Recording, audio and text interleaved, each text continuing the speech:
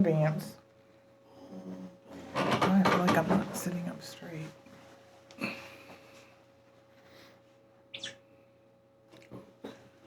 16.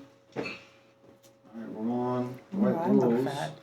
All right, peace and blessings, family. This is Brother Shareef with the Hour of Power with Ptah Shakur. We have two special guests tonight. I can't wait to talk to them. We'll open up with our universal prayer and our nugget of truth, and we'll get right into this much anticipated interview. In the name of God, the gracious, the merciful, we give him praise and thanks for his mercy and his goodness to the human family.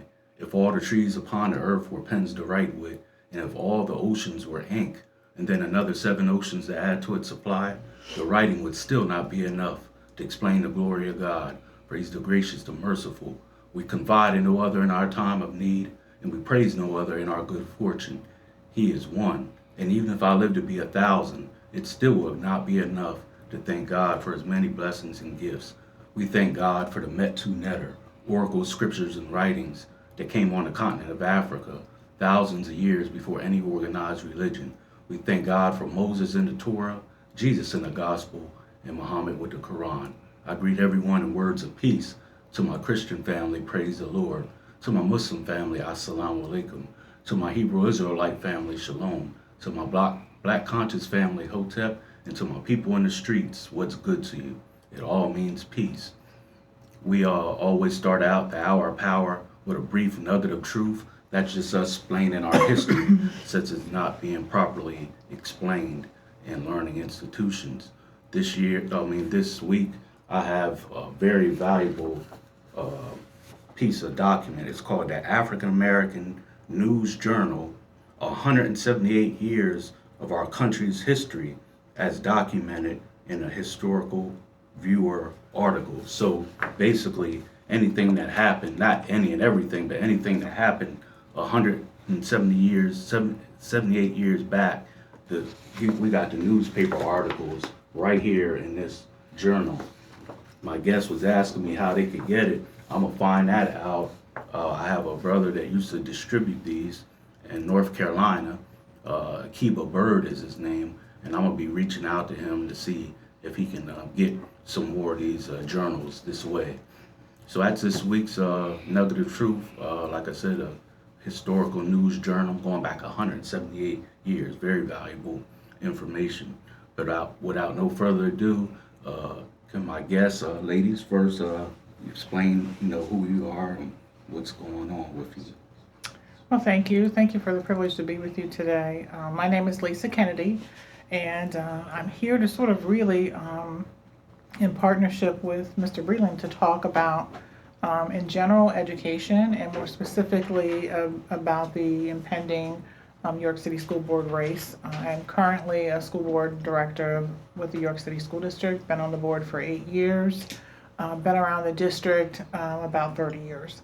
So, excuse me, this is running for re-election was a tough decision for a number of reasons, and a tough decision because of the state of education, not specifically anything related to the school district itself, but more about the state of education nationally and where it's going, and changes that are coming down the pike that oftentimes don't necessarily include, reflect, understand our community, our families we serve, our students we serve, or properly fund what is needed for our staff to do their best. So I thank you for the opportunity to be here to engage in a conversation with you.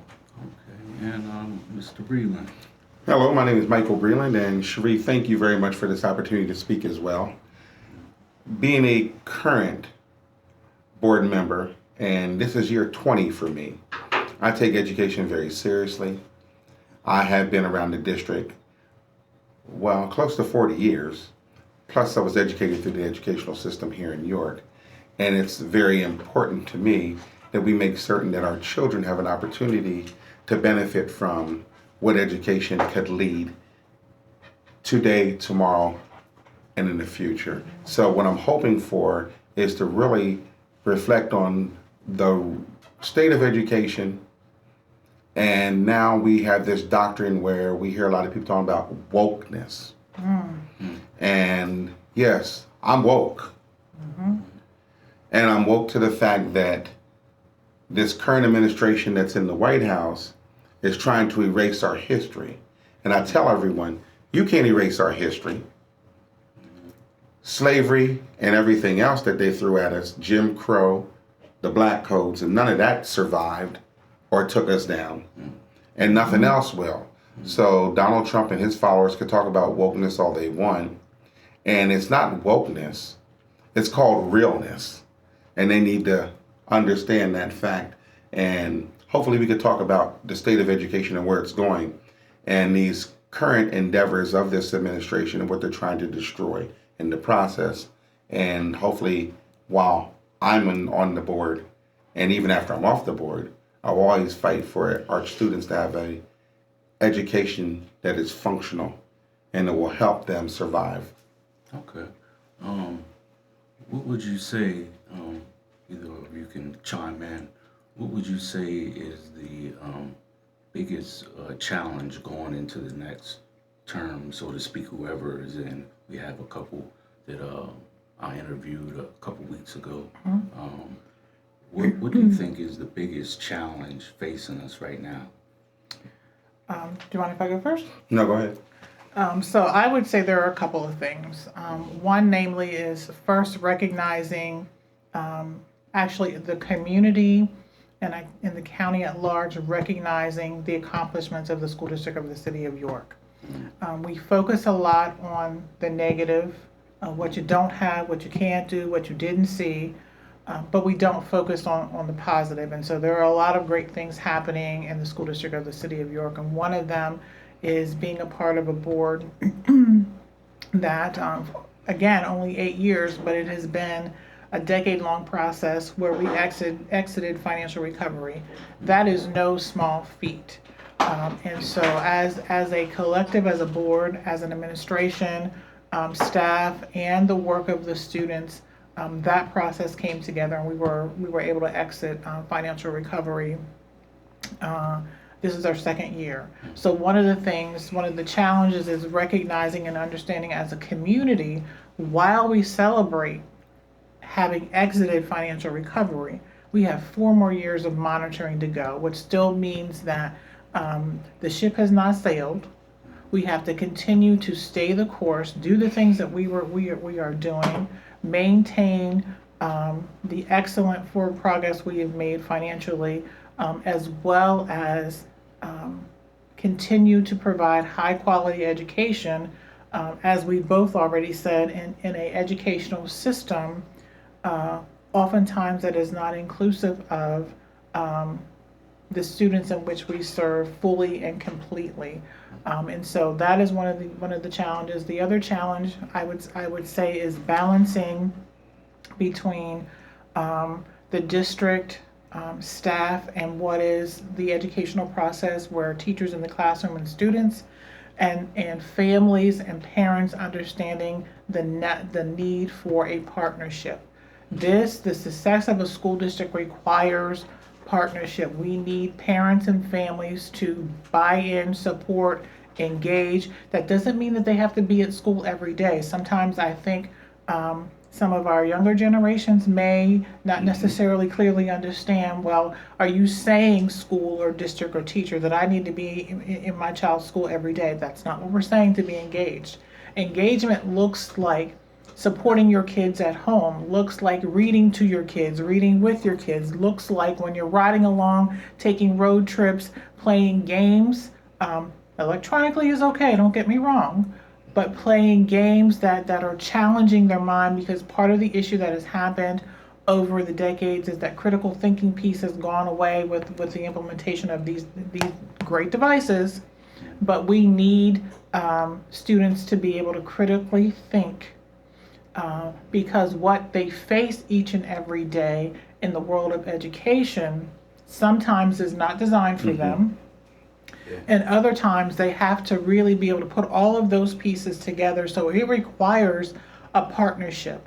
And so when you look at an administration that designs and plans and develops instruction. Then you have teachers who then are implementing. Then we over here, well, actually I said three, it's four pieces. Then over here you have the students that are engaged doing their part of the work, but we also need that fourth piece, which is the family, the parents, the community to get involved, get engaged, show up in more than one way, and understand that the best education doesn't happen without them. So those are the couple of things that I would say. And just to add, I want to go back to the point where she talked about getting out of financial recovery. This is nothing new. Things are cyclical in nature. And being around as long as I have, I remember when the first administration put in the Empowerment Act. Yes. And the Empowerment Act was very similar to financial recovery. They attack our pocketbooks, and when they attack our pocketbooks, they hold resources or take resources, and then they put a lot of hurdles in your way to basically impede progress. And one of the things that we need to do as Progress of the students. a progress of our community in general, yes, because no community is going to flourish without a successful, educated community. And our children need to understand that going to school is preparing them for a life of work. Certainly. And they need to have foundational skills that's going to help them move forward in whatever field they choose to go after. But going back to the economics, we saw a lot of change when they hit us with these acts where they limit our resources and we had to lay off teachers. Yes. When you laid off teachers, you increased class sizes. When you increased class sizes, that took down the effectiveness of the teacher's ability to teach in the classroom. I'm going to say this, and I believe wholeheartedly, I don't believe there's any teacher in the school district that don't want children to succeed.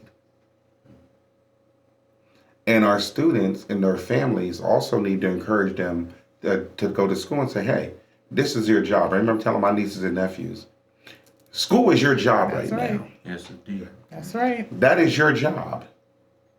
Once you become of age and you're out of school, then you have another job. But I need you to get foundational skills so that you can compete for that top wage and that top salary. So that's one thing, the finances. The other thing is, we as a community are not pushing education in the manner in which we should. When we were growing up, we were always taught that education was our path to freedom. That's right. And I remember growing up reading Ebony magazine and Jet magazine because I was getting information. And I remember an article in the Ebony magazine that I read years ago, and I believe I was in 10th grade when I read this article, and that would have been in 1980. And the article was entitled, "The Way We Were." We as a people, we're collective, and there's an African proverb that go along with that. We are, therefore I am. I don't exist outside of the context of my people. But I think that we got away from the village concept and we need to get back to the village concept and pushing our children to say, hey, you are the best. You can compete with anyone. And then you have these professors and these studies that come out and saying that the Caucasian race is superior and they're this and they're that. Those are studies that I remember in college. And I was always one to challenge the professor. This is what you're saying, but when I come to class every day, why am I the only one prepared and ready to answer the questions? And I remember having to drop a class because the professor, I was always ready, but he would never call on me.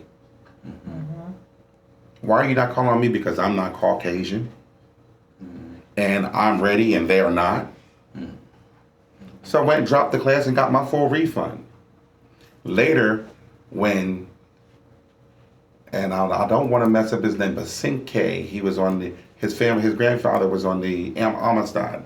And he came to York to speak at York College. And that's where I went to undergraduate school, and that's where I graduated from. But he came, and the professor who would not call on me in class was the one introducing him and leading this discussion. But if you know me, I'm never going to miss that opportunity to remind you and to rip you when you start talking about educational being functional. But you were trying to impede the function of my education by not calling on me when I came to class ready to participate and learn, because that's what my job was as a student. But you would not call on me. But I pulled him and I called him on that, and I told him, this is why I dropped your class. And I did it in front of the whole audience. Because I needed to hold you accountable for what you did. And I'm not going to sit back and whine about it. You didn't stop me from getting my degree. But I'm going to take you to task for what you've done. And now everybody that was in that lectern that day knew what you did to a student of color. And now here you are representing, talking about the Amistad and African Americans reaching freedom and how they did this and that. But to you, modern day, still instituting some of the same practices that happened in the past. So I had to call him on that. So our children need to know, and their parents need to know, we need to keep our children's minds sharp, and we need to push them and let them know you are the best and you can compete with anyone. But they have to have that support and they have to have that push. And if you can't do it, and everybody on the school board always heard me preach, then if they can't do that, then those families should have a proxy. Somebody who could come in and speak on behalf of that child for that family. Like an advocate. It's called advocacy. It's an advocacy word. But a proxy could come in for that family and support that family and help them get that child over that hurdle. Parents may not, because a parent, and I heard a superintendent say this one time and it was so true. He said, because I don't know how to play the piano, don't mean I don't want my child to not be able to play the piano. So education has to be functional, and our children need to know this is the beginning of your future. And if I'm walking through the hallways and I see children running through the hallways, I ask them a question. And I call them over and talk to them, and I ask them, why are you running from your future? Because now I got to put the onus back on them. They got to be a part of that process and really taking their education seriously. Not to shame them, but to let them know this is no joke. Now you have people out there who are definitely coming for your education and want to dumb down your education. Yeah. Ms. Kennedy, did you have something to add? I did. I echo Mr. Breeland's sentiments, but I also want to speak to the point of understanding that our kids also need to hear positive affirmations. They need to know, one, despite where they come from, despite where they live, despite what their needs are in their home environment, in their family, in their community, when they come into school, once they cross that threshold, there awaits opportunity.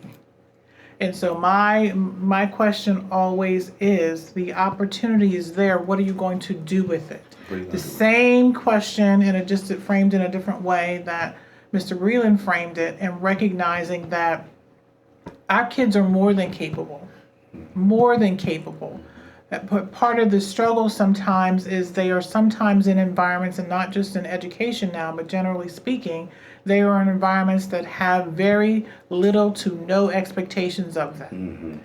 And when you have no expectations of anyone, they will meet you there. But if you have high expectations, show them the path and the journey, and in this case, education. Provide them the tools and the resources. There's not one student in the school district of the city of York that cannot achieve, despite whether they have an IEP, despite whether they have a mental health diagnosis, despite whatever problem is going on at home. They have the power to achieve. One, they must believe. in themselves and recognize and understand that they are worthy. And part of the problem is a lot of kids, not just in our district, but kids in general in the current modern day are dealing with big people problems. Mm-hmm. And that is Socially. hard. Socially. Yes, family challenges, multi-generational challenges. Their shoulders are heavy and burdened with those adult people challenges that back in the day when we were being raised was not that they weren't occurring in families, but there was a place and a divide between those adults and the kids. child. And over the last several decades, that there has been a shift in that process, in that era of wanting to give voice to children, and they should have a voice, but in that voice, we're giving them a whole lot more. And so sometimes they come to school with a heavy heart. And so when you are trying to balance learning, structured environment, following directions, staying on task, and all of these things are going on, struggling, dealing with those emotions are difficult. That does not mean that one cannot achieve. It means that tools need to be provided, whether that's information, whether that's conversation. Sometimes it's taking a step back and saying, I recognize all that's going on. You don't have to share, but you're in a safe place and space. It's time now for you to flourish. And so oftentimes our kids are in that position where they don't believe in themselves, and sometimes that self-love, the power that they possess, hasn't been demonstrated, hasn't been tapped into. And oftentimes when I'm working with our young people, there's not a time that I'm in a class or I'm working with kids individually that they never rise to the occasion. Because when I walk into that classroom or I walk into that setting, my expectation is you will achieve. You will achieve. Barriers and excuses are no reason for you not to achieve. They may impede, may make your path to that success non-traditional, not the typical path, but that does not mean that they cannot succeed.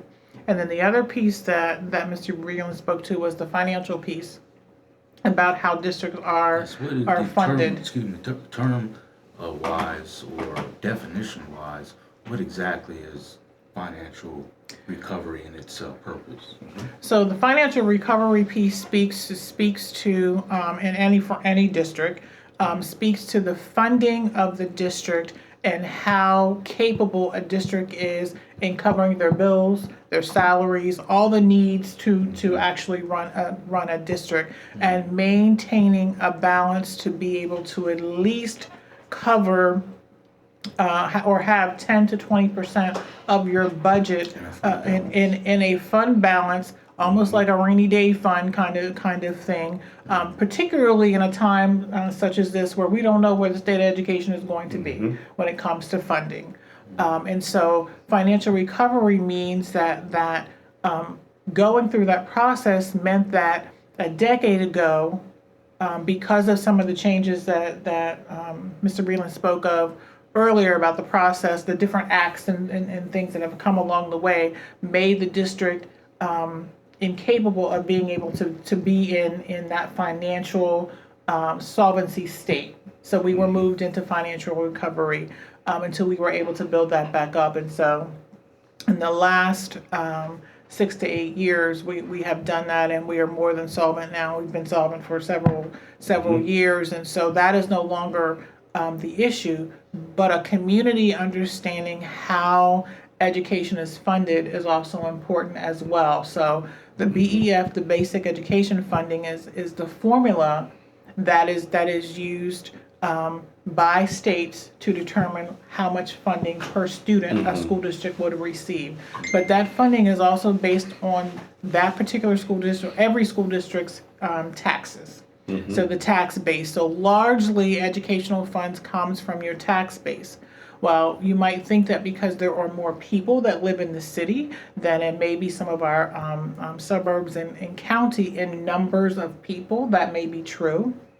But recognizing what makes up urban environments, and this is not just York City, this is any urban environment. And so it's considering that we largely have renters. So homeowners oftentimes are not local, may not even live in the state. So that makes a difference. So we have more people in urban environments, but they typically have larger amounts of percentages of renters. The other piece is that is largely where you will find large numbers, percentages of nonprofits. So in your county, cities specifically as it relates to our school district, there are about 140, 150 nonprofits, which means they don't pay any taxes. And then the other piece to that is recognizing that when you take those pieces that I just demonstrated and you put that all together, the tax base for the city falls on a small percentage of our community. While we might be 50,000 city residents, we are not 50,000 city taxpayers. But what I also want to add to that too is, in York City, we had the KOZ zone, and what that did was it enabled businesses to get a foothold, and to get themselves built up. So they were exempt for paying taxes for a number of years. And then after they got themselves built up and they were in the city, so prior to them paying taxes, then they move out of the city so they don't pay no taxes. The other thing is too, we don't have the industry and the businesses that also support that public education formula because of the number of tax dollars that go into supporting the education. So if you have less homeowners, you have less businesses, then you have less tax dollars coming in. And recently, the state of Pennsylvania was sued because of the formula for funding. That it was determined by law that the funding formula was inequitable, meaning that urban areas were not getting the fair share of the funding that was supposed to come out for the students. Not to call anyone out, but institutions like WellSpan that has a lot of money, they're not paying the amount of taxes that they should be. Is that correct? Well, I wouldn't say necessarily that is correct, but they all have to pay their fair share. They pay their fair share, but I could also say too that some of those industries, WellSpan and some of them, have also contributed in a lot of other ways too, by bringing programs and adding money to the school district of the city of York. We have an amazing group of partners, and WellSpan is one of them in the district that really give of their time, give of their resources, people power. I can think of, I don't want to start naming because I'll miss somebody, but we have a bevy of partnerships for each school. Yes. And for the district as a whole, and that's how, in part, how we've been able to do a lot of the additional things that we offer in the school district of City of New York is because of the amazing partners. And some of those nonprofits that I spoke of, which are many of the partners that we have, while they aren't necessarily, they are tax exempt, as Mr. Breeland explained, the way they give back is in those opportunities that I just explained, by funding projects, funding students, funding programs, providing grants, all of those kinds of things to make a way for our children to really understand really how this process works, because the school district of the City of York, we have so many tentacles because we can't do it by ourselves. So those partnerships, including family and including community, including businesses, including government, all of those entities are a huge support. And speaking of government, I also want to thank publicly Representative Carol Hill Evans, who Does a lot of work. Does a lot of work for the school district of the city of York, and she's an amazing partner. And so I wanted to publicly recognize her. And one of the other things I want to add too is that Before you do that, Mr. Breeland, can I interject? My partner has to make an announcement, and we'll get right Okay. Oh, okay. with that thought. They can't hear me on the microphone. That's Oh, okay. Sheriff, if anybody want to call in, that's If fine. anyone wants to call in, 717-846-5067. 717-846-5067. If anyone wants to call in. Sorry. what I was going to say is when you look at the statistics that they put out about our communities and our children, many of us shouldn't have been successful because many of us come from single parent homes. Many of us came from lower socioeconomic backgrounds. But I could say this, growing up in the Parkway Homes project, I've seen a number of my friends who are lawyers, who are doctors, who are educators, who are therapists, who went on to get advanced degrees. But you keep hearing these statistics saying that these kids will not make it. These kids will make it. Yes, they will. If given access to opportunity to a good quality education. And I didn't want to miss that point of saying that there's a lot of my friends, I have a bachelor's and a master's degree, several certifications. And it wasn't because I was incapable. It was that you had to have the access. And not only have the access, you have to also have some motivation to go after those things as well. And there's a lot of our children out there who have those motivations. They just need a little help and some push to get there. Sorry. And also, I wanted to bounce off of a statement you made earlier about our youth understanding the importance of education. Yes. You know, back in our historical times in this country, we are the only people that was codified by law not to be able to read. And it was punishable by death. Yes. Yes. Let me read it. It's called the Punishable by black, death. called the Black Codes. Again, I want to repeat that. We are the only people that is codified by law not to be able to read and write, just to show you the importance of education. reading, writing, and education. Also, I lost my track of thought, but I'll pick it up and did it.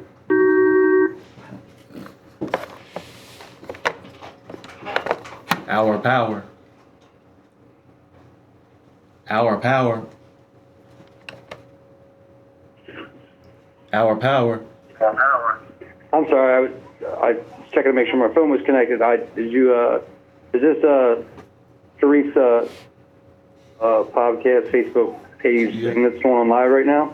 Yes, indeed. Our power. Who's calling? Is this Shareef himself? Yes, indeed. This is Craig Egger. How are you doing, sir? Oh, how you doing, bud? I'm doing wonderful. I see you have my guy Mike Breeland there. Yes, indeed. Yes, 100% agree with everything he just said. Just wanted to call in and I put messages of my support on. I just wanted to put my voice to it. I don't know the other young lady. Unfortunately, not come across her path in my travels through York and New York City. She's the president of the school board, right? Okay. Yes. Yes, Miss Lisa Kennedy. Yes, well, thank her as well. Those kids, hold a special place in my heart. I spent 10 years of my life dedicated to trying to help them, and some of them I still have as Facebook friends, even as adults, that I follow their travels and their successes. So appreciate their work, appreciate their commitment, appreciate their time. Always, Mr. Breeland, appreciate his time. Wonderful man. Has all the best intentions in the world, holds high standards to the kids he works with. So, and I agree with 100% of what he was saying. And sometimes it's not wanting something; it's the opportunity. And unfortunately, kids in that school district don't always have the right adults around them, showing them how to reach those opportunities. Unfortunately, they would have people that want to make excuses for them rather than pushing them, which is what they want. They want someone to push them. They want someone to challenge them. Sometimes they just don't know it yet, but that's our job as adults to push through those times and help them get to where they need to be. And those two people obviously have, they're putting that kind of time in school board as a volunteer position. I know Mr. Breeland's been a school board person, so he's volunteering his time. So just tell them, I know it's hard sometimes, but keep the energy up, keep the drive up, because the kids deserve it, and they're doing the right thing. So, and you as well, Shareef, you know how I feel about you, so that goes without saying. So just wanted to call in and echo my support for those fine individuals. So Thank you very much. you. Thank you. That Thank is you, Mr. truly Eager. Stay tuned in. appreciated. Yep, thank you. yeah, Michael knows how I feel about him. Yep. So, And vice versa. so anyway, just to let you guys know, I'm back in teaching well. I'm teaching in an alternative school up near Harrisburg, doing high school. I know Mike saw me fall on my face a long time ago trying to do that, but I'm doing a lot better But now you picked after up, my years picked of it back up. experience. That's right. So again, best wishes to you guys and best wishes to the kids of York City, especially as they take this ridiculous test they're being forced to take right now. Yes. Yes. And I'm sure they're powering through it, but like they always did, but for me back in the day, but it's not enjoyable for them at all and really not beneficial, but it is what it is. So Thank you for all right, that. you guys Yep, We're thank you. grateful. And Yeah, you guys continue have a doing what great you're night. doing. Thank you. Thank sir. you. Stay tuned in. yes. Hey, take care, guys. All right, that's our friend Craig Egger. Okay. Real good friend of mine, former co-worker. He definitely cares about the And former new coworker kids. of mine too. If y'all don't mind, a couple comments here. Mm-hmm. Let's That's a see. question, so Quick questions, yeah. I feel you. Let's see. Listen. Let me see.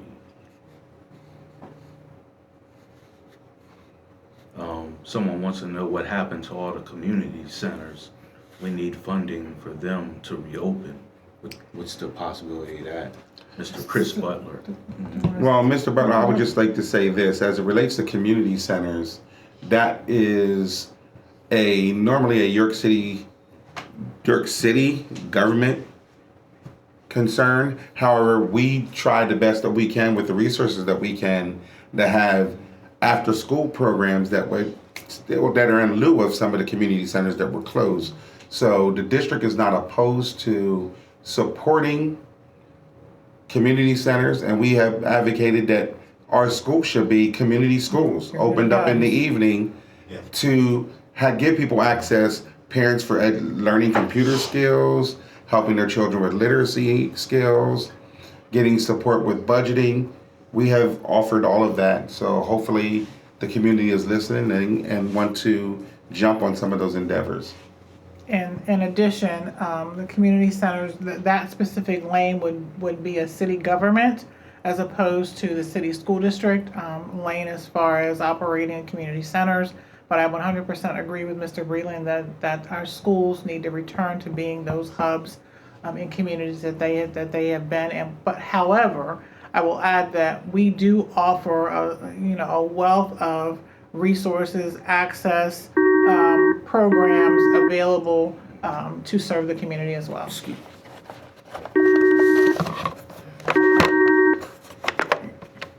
Our power. Hello. How are you guys? Good, We're thank good, you. thank you. Who's calling? Good. It's Shareef. Hey, y'all.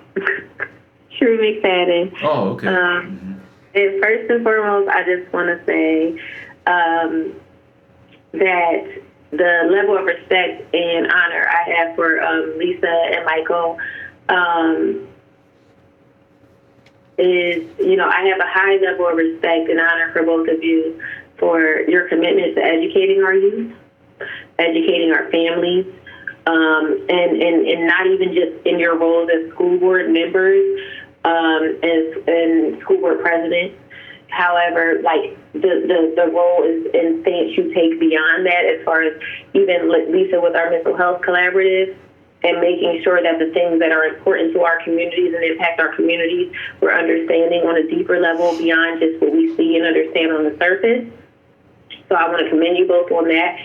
and also show gratitude for that. I would like to say, I know, we were talking about community centers and talking about the programming, things like that. One of the things that I think our students, our families, and our communities to know, Lisa, I think you shared this with us at the one of the simulations we did, is the role that our state plays in our education system here locally. Yes.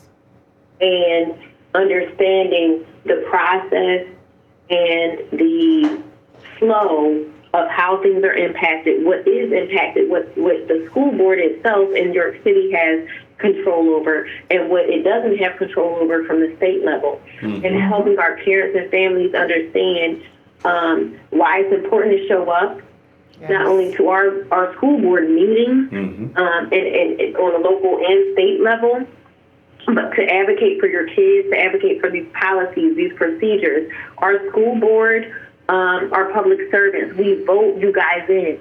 Yes. You are our public servants, and if we are a resident or a family of a student that attends our school district, you guys are accountable to us.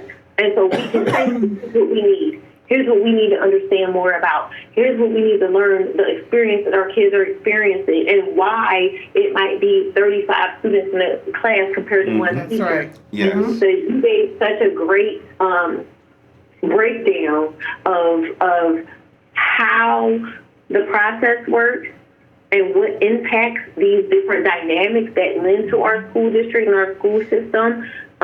Understanding why our taxes as homeowners and things like that are related to our school district taxes and things like that, how that affects the classroom, how it shows up in the classroom at the student's desk. And I think as parents and even teachers that come into the district that aren't necessarily originally a part of the fabric of our districts, right? We have a lot of students and teachers where the cultural connectivity might be different. But I think if everyone understood the dynamics better and on a level where they could digest it, I think it would help people to understand that there's not just, we all are accountable for the success of our students and our kids here. Absolutely. And when we look like we are like a village, not like, hey, it's my job to raise your kids, but we're sending them to a school with a teacher, educators, administrators, staff for 6 to 8 hours a day. And then you go and work for 6 to 8 hours a day. And so when you come home, between the time you're home and the time they go to bed or whatever your routine is, once you realize that you are not the only person pouring into your child, and sometimes the person pouring into them, whether it's good or bad, does that for a longer period of time than you, and that you're not equipped maybe to counteract that influence that they have. So we might as well be a team together than on opposing sides for our kids. I think that would help, even if it's a needlepoint shift move, like a needlepoint shift. It might not be a grand from here to there, from start to finish, but if it's a needlepoint shift that helps people understand, okay, I'm a small part of the whole. And if I want to help our community and I understand that my child is going to be a part of this community, whether they move or not or come back or they stay here, they're going to be a part of this community. Here's the role I play. And it's not just a role I only play, but here's the part I do. That's right. And I can work with these other teachers and educators to do that. We say community centers. I put a comment that we need programming and staff to operate community centers and character, and can teach our kids things that they might not get at home, or even reinforce the positive things they get at home. But our government, our local government and our local school district, there's not a clear and fluid partnership and flow between the two. So instead of operating in concert, where it's like, okay, our local government supports this and our school district supports this, and we always stand together when it comes to our kids and our children, our future workforce. Because ultimately in local government, that's what local government cares about. What's our future workforce? What's going to contribute to our quality of life here? It should be a And collaboration. so if we don't have an educational system that supports the workforce that we're going to need in the future, we're not going to have it. And it's not going to reflect the families that the workforce that we have now is representing and working on behalf of. It might not reflect the families, so we need our families, our kids in our neighborhoods and our school districts to stay here so that the work they do can reflect themselves and the people that look like them.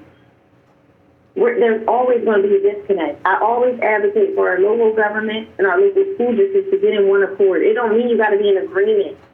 That's right. That's right. That's right. It just means one accord. We are operating towards the same end goal at the end of the day.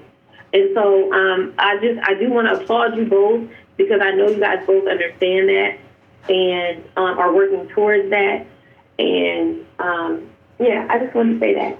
Well, I want to thank you. Not so much for y'all because I know y'all the choir, but for people that might be listening and watching because that's a big part of the success that we may not be seeing is because there is a big disconnect because between our local government policies and practices and our local school district policies and practices. Absolutely. Thank you for calling in, Ms. Shareef. Did you have something else? I did. I just wanted to say thank you so much for Shareef. You almost made me cry because I have watched you for a long time, and Mr. Breeland as well. And while you are looking up at us, we are just as proud to be looking back at you. And thank you for putting everything together succinctly as you just did. To express where the lines and connections really are. And what we're talking about is relationship. We should not be doing this alone. It should not be the school district and everyone else around us sitting and watching what is going to happen in the school district. You got to get in the game. And I've always said, if you don't have a seat at the table, you're on the menu. That's right. So what are you going to do about what is on the menu? And so I want folks to pull up a chair. If there's not a chair for you, bring one along. We have to realize that this is about relationship and connections. And then the other three R's I talk a lot about is relevancy, rigor, and that third one, relationship. And those are the three things. If you put that in front of our kids, they will eat it up each and every time, and then they can perform and take any test that's put in front of them and succeed. And so we have faith that our kids can do well all the time. But when barriers are placed intentionally in the place to ensure that they stumble or ensure that they don't succeed, which are the issues of that are systemic in education. And so until we recognize that many of the deficits that are often spoken about the school district of the city of York and typically any urban district, they are the things that are thrown in there to, one, ensure that you aren't successful.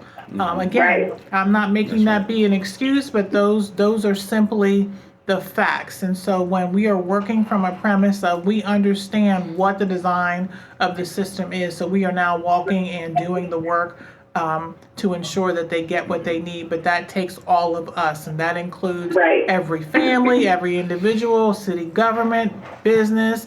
It takes all of us. It takes that village. And also want to add this before you leave, Ms. McFadden, is this. I'm glad that you recognize the work that we do, and thank you for calling in and showing us that respect and appreciation. What I want to add is people don't understand that the role of a school board member is very complex. It's not easy. And you need to come in being willing to roll your sleeves up and work, because this is a full-time job. That it is. It's a full-time job. And not only that, understanding how those policies and procedures that you create are going to work to move our students forward. And we need a competent school board where they know the ins and outs and the inner workings of school law, school policy, and helping to make that a reality, and making certain that we're not just spending money because we have it, but staying out of financial recovery and making sure that we have fiscal solvency. And I'm proud to say that this district has not had to dip into our fund balance For 6 years, I believe it is. for now. 6 years. Yes. Balancing that pocketbook and making sure that we spend what we need to spend, and we have our rainy day fund in case something drastic happens, as we're looking at with this current administration and what they're talking about cutting from public education.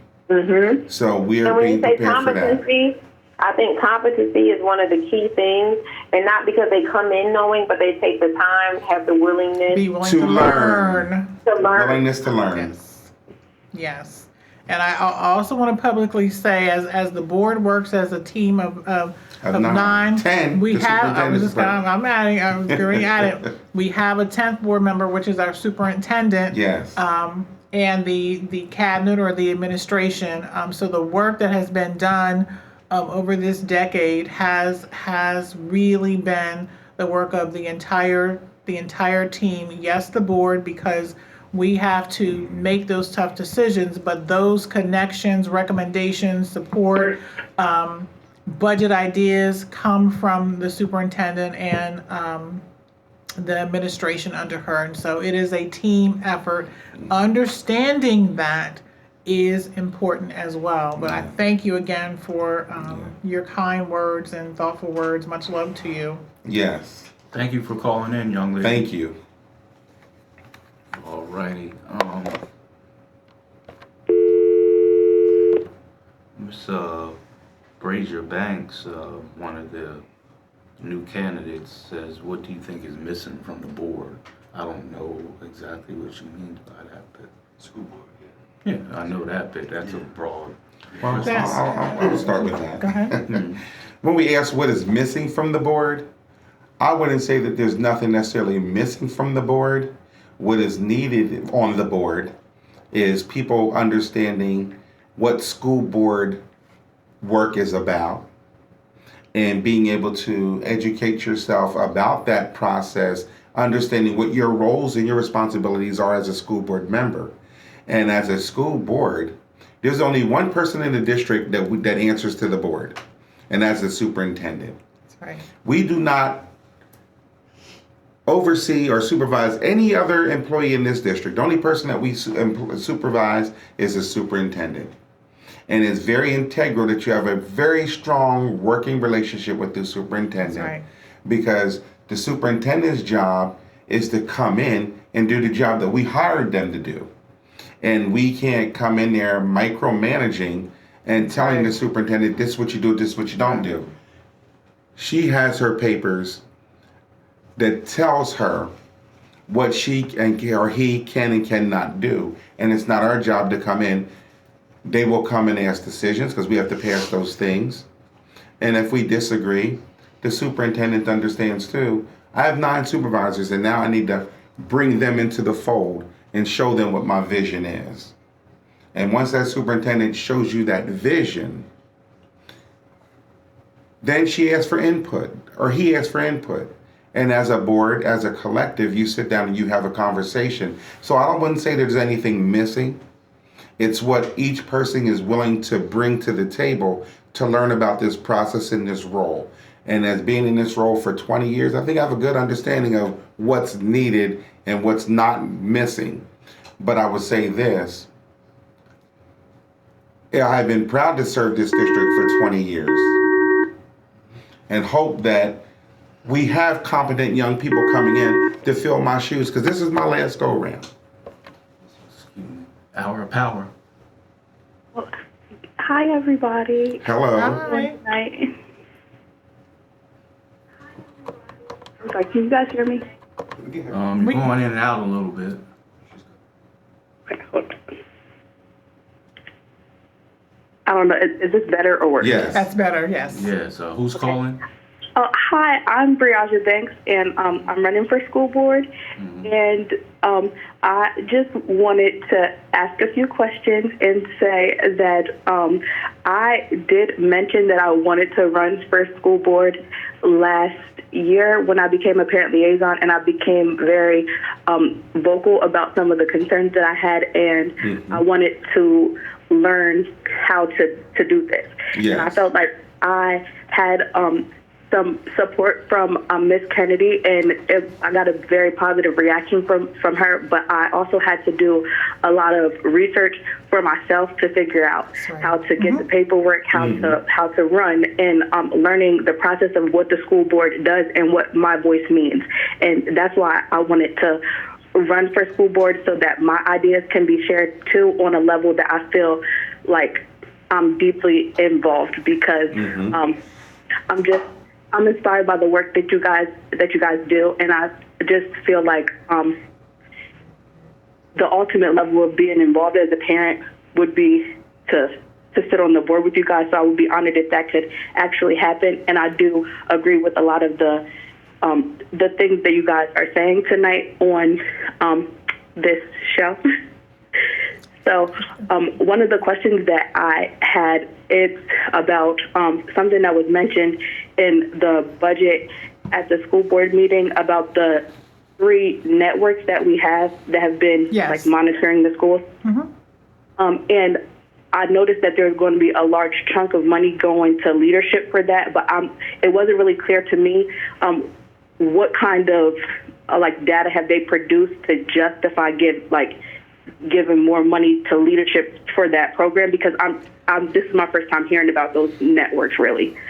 So first of all, thank you, Brianna, for sharing your sentiments and your thoughts. It has been a pleasure getting to know you. You're a bright, bubbly personality, and so I've enjoyed that time, and I'm very happy to hear that you have done your research and your work, because that is the piece that oftentimes individuals who run for school board miss, because there are, as Mr. Breeland said, there are specific responsibilities of a school board director, and then there's a lane that is not ours, that oftentimes many school board or individuals who run for school board come with different agendas or different understandings about what that role looks like. So I appreciate hearing that you've taken some time to look and study what the responsibility in the role is. It's a huge time commitment, a lot of reading, a lot of time outside of board meetings. All of those things go with that. Now, to answer your question about the networks and the funding going towards that, these are strictly shifts in positions. This is not new dollars being spent. These are taking same staff that are already here and creating teams that effectively work with just those groups of kids. So there's 3, not groups of kids, groups of schools. So there are 3 different cohorts called networks, 3 different networks. And so the leadership of each one of those networks are all people that are already here in the district. Everybody on those teams, we aren't hiring new people, so to speak, to serve in any of those capacities. So that isn't new money. It is just the shift in where what line item of the budget that funding would come from. But they're all the same employees that are in the district. They are now just serving in different roles. So there isn't more money or new money that is being spent. These are the same salary folks. They aren't making any more money. Nothing's changing except transitioning into this concept of a network or a cohort based upon the decision of the administration where each school, what network they fall into. So there isn't new money. There aren't new positions. These are all folks who are already in the district. They're just shifted into teams according to the network they've been assigned. Does that make sense? Well, yeah, I feel like the superintendent explained it a little differently, that the network currently exists, and that we were going to be spending additional money to hire leaders for these. No. These are already folks that are already in place. They're already in the district. I shouldn't say in place. They're already in the district. they've been employees in the districts. They've just been shifted to these particular teams to serve in whichever cohort the administration has decided. So these are. And Ms. Banks, you asked a question about the data that supports that. Yes. That was the driving force behind that decision making, because they felt that going into these different cohorts, they could better serve certain students. So that's what I wanted to add to that conversation. But I also want to thank you, because you said all the right things, Yes. and you're doing all the right things that will make you an excellent school board member, because you're looking at the right things. And I want to commend you on that, and hope that if you are elected, you just stay open to the process and learning the ropes and asking questions, because that's the only way you're really going to know, and you're going to be educated in that process, and you make for a good candidate because you're coming in with the right attitude. Absolutely. Thank you, guys. I really appreciate your time. I have some kiddos to put in the bed now. No problem. Thank you for Thank calling. you. Yes, you're welcome. Good Have a night. good night. All right, thanks. All righty, that's a future candidate that's supposed to be coming up for election on May 20th. Is there any particular message? Let me see something. What time we got? We already clicked off of White Rose. Oh, okay. So we're off of White Rose. We're strictly on Facebook Live, and as long as Mr. Breeland and Miss Kennedy wants to give us a couple more minutes of their time, I'm gonna give you a few more minutes of my time, because I have to take care of. It's getting late, but we definitely appreciate Yes. your time, and maybe we can do it again. I have a podcast where I could come to you. You don't always have to come here on Wednesday. I can come right to wherever you are and want to meet, because we still got about 3 weeks to election. Right. Yeah. Go over. Yeah. So you have plenty good choices out there, but you can't make a change if you don't participate. You can't complain about anything if you didn't vote. That's my. Quick question, how does one vote? Wherever their local polls are. Well, You go ahead. So first of all, you have to be registered to vote. No matter what party you choose, you must be registered Can you hold to that vote. thought? Sure. Yeah, hold that. Sorry. Yeah. Our power. Our power. Our power. What's that line blinking? Our power. Hello? Yes. Hello? Who's speaking? Hello? Yes, we can hear you. I can hardly hear you. Okay, but, Who's speaking? hi Mike, hi Lisa, this is Miss Sweeney. Hi, Miss Sweeney. There is, when you were talking about the networks, Yes. she did say she was going to hire a supervisor for each network. Hire a supervisor for each network, meaning pulling from the same team. We're not hiring any outside folk, anyone new. They're looking at filling the teams, which are all the same people that would be coming from the district. Can you hear me? Yeah, we're still here. You said, hold on a minute. In the report, you said that each network would have a different supervisor. Yes.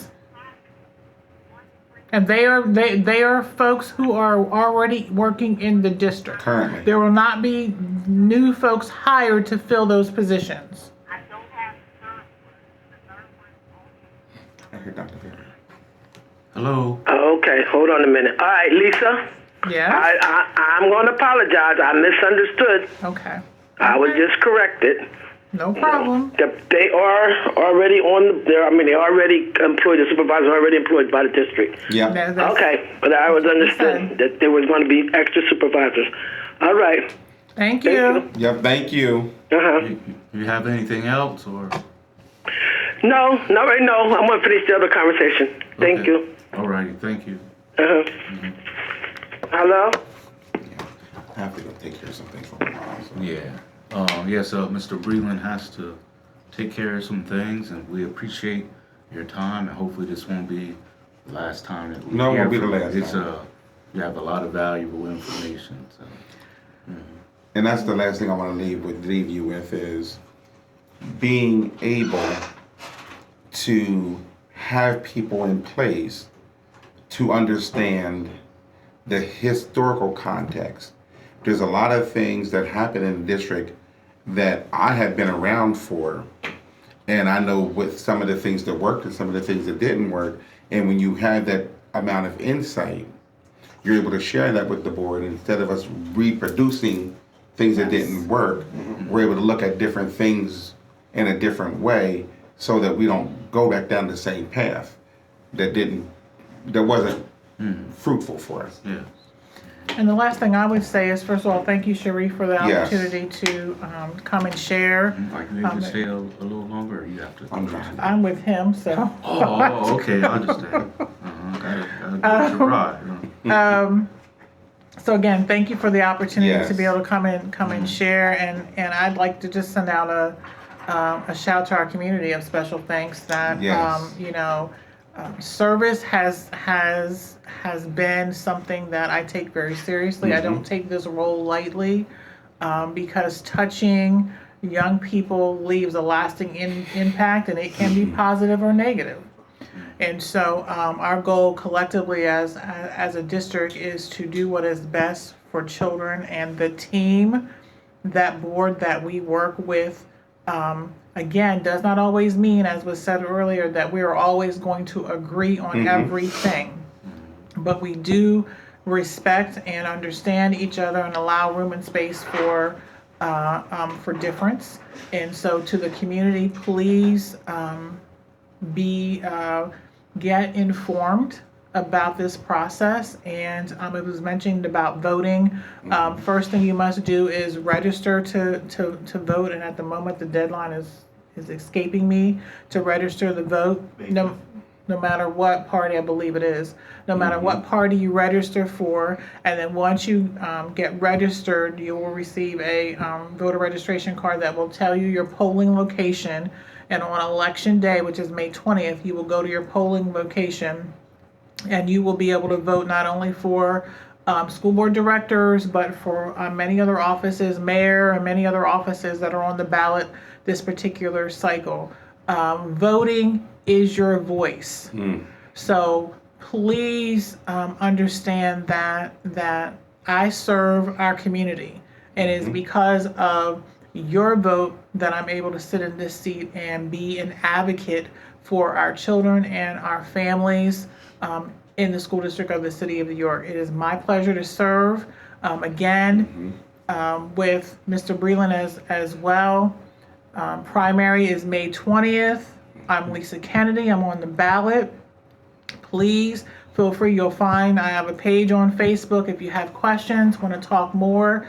I really want people to understand the value of learning the process of education. And I also want to thank you, Shareef, for having me on. And also want to thank the community for entrusting your children to me for the last 20 years. And it was a pleasure serving the York community and seeing a lot of those young folks grow into adults. And a lot of them still remember me. Mr. Mike, I remember you. And Mr. Mike remembers them as well. But it has been a long journey, and it has been very rewarding. And I really take this job very seriously. And thank you, York. And hopefully we get a new slate of candidates that come in that have the same dedication and commitment to serving our children and their families. Absolutely. Okay. All right. I know you'll have to get ready to go. And thank you again for coming on and blessing us with your knowledge and, good intentions moving forward, however it is. I think everyone has good intentions and just wants the best for our city, and particularly our youth and our students. So we appreciate that.